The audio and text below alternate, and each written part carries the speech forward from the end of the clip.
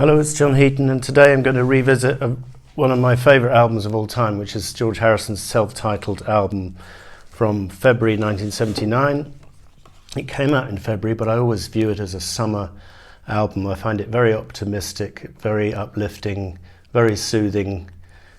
For me, it's George's best solo album, most consistent, best produced, and the best melodies. I know that's a controversial opinion, but I'll stick to it. Just before I go through the tracks, I'm also going to read out a couple of reviews for you, contemporary reviews. This album was a bit of a disappointment chart-wise, only reaching number 39 in the UK, but it did make number 14 in the US. Blow Away, the first single from it. This is also the front cover of the album, as I'll show you in a minute. This was the UK single with Soft Touch on the B-side. They're all on the Dark Horse label, by the way. This was a very disappointing number 51. I was really expecting this to be a top 10 smash. But I guess this whole album came out against the tide in terms of the music scene. It was more, everyone was into punk and new wave and, Elvis Costello, the Undertones, Blondie, that kind of thing. And George Harrison was not the most trendy thing to be into at school at the time, as I found out. This was the US picture sleeve, which shows the back cover of the album, and the B-side for this was Soft-Hearted Hannah.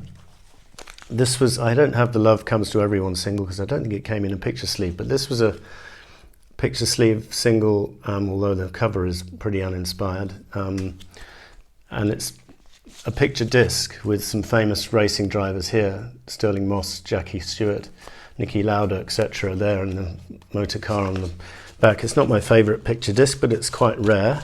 Didn't do anything chart-wise, but very happy to have that. So this is the front cover of the album and the back cover. And my copy is signed by Eric Idle. I took this album with me to the Albert Hall in 1987 when I was seeing a Paul Simon concert, Graceland, and in the hope that I would bump into George Harrison. I didn't bump into George Harrison, but I did spot Eric Idle in one of the boxes. So I went up to him and said, "Is George here?" And he said, "Is he?" I said, "No, I was asking you." And he goes, "No, I don't think so." I said, "Oh, well, can you sign this for me anyways?" Because he was good mates with George. So they did the Ruttles together, of course. And so he signed it, "Best wishes, Eric Idle," on the back there. And when the new vinyl came out, one can contrast the front cover there. I've done a nice job with the colorization there, and then the back cover similarly. So nice to have a spanking new copy. Going to read you out the part of the review from this book, Car and Tyler. As you may know, these authors are quite disparaging on George's tracks, quite a few of his tracks, albums, including All Things Must Pass. But for this album, with a pleasing grasp of continuity, George here pushes forward in the most gentle and inoffensive manner possible from the foothold he established with his last album, 33 and the Third. The main bonus is the continued absence of the half-baked proselytization which so disfigured the bulk of his post-Beatle output. 2 albums in a row free from that frightful aura of insecurity can only mean that George Harrison has finally reached some sort of apotheosis of self-regard. To detect this pleasing phenomenon here, the trick is to back away from musical and lyrical detail, not that this is by any means incompetent or jarring, and allow the totality of the sound, really far more benevolent in effect than any direct statement that George could make or has made, to wash over one in a series of charmed ripples. So I think that's pretty positive from Car and Tyler. I'm very happy to read that because they weren't always complimentary as we saw. Another favourite book of mine, Bob Woofenden, came out in 1981, covering the solo years. And talking of this album, the album is more melodic than any of the others. Harrison sings more effectively and the guitar parts are invariably excellent. In requesting the assistance of Warner's staff producer, Harrison has displayed that essential touch of humility, the absence of which had given birth to many of the difficulties the four had encountered. Russ Titelman, who co-produced, thus became the only person apart from Phil Spector to serve such an important function on one of George's albums. The co-production arrangement proved wholly beneficial. Right from the joyous first track, Love Comes to Everyone, the album was characterised by many of the positive qualities, brackets consistency, professionalism, confidence, ebullience, that had graced the Beatles recordings. Blow Away in particular would have been a huge UK hit had the Beatles' sheen not been dulled by then. The standard of musicianship was very high, and there was a light jazzy feel to several tracks. So I really like the writing in this book in general, although he slags off Ram, for example, I seem to remember. But he's very complimentary towards this particular album we're talking about. And also about Poughkeepsie Blues from Ringo, I seem to remember, which is good. Underrated album. So now, rather than go through the tracks as they appear on the album, I'm going to go through them as they appear in this book, because I think this book, I Mean Mine, is pretty much chronological as far as one can tell. And so the first track written, so what George did is he took a whole year off in 1977 and just went to Formula One races and hung out with the drivers, and they kept asking him when new records coming out, and he started feeling guilty. So got back to writing in 78, presumably somewhat refreshed, and recorded the album in 78. And as with most George albums, the band that he employs is second to none. Andy Newmark on drums, Willie Weeks on bass, and the same rhythm section that had toured with him in 74 in the US. Ray Cooper on percussion, Steve Winwood on synthesizer and backing vocals. Eric Clapton appears on one track. Gary Wright appears on one track. Anyway, Soft Touch I wrote in the Virgin Islands. The tune came to me because I was playing Run of the Mill, and at the very end there is a horn line. I was playing this melody on the guitar and it became Soft Touch. It is all very simple and the lyrics reflect everything that was going on in the islands. The wind, the cool breeze blowing, the palm trees, the new moon rising. Such a beautiful song, and talk about uplifting lyrics. I think this is a very happy period for George. You know, he just got married and having a son around this time. Eyes that shine from depths of your soul, fixed by their charm, take my control. Love so sweet as the ocean is wide, caught by your waves, drawn to your side. You're a soft touch baby, like a snowflake falling. My whole heart is melting. Love Comes to Everyone is a joyous opener.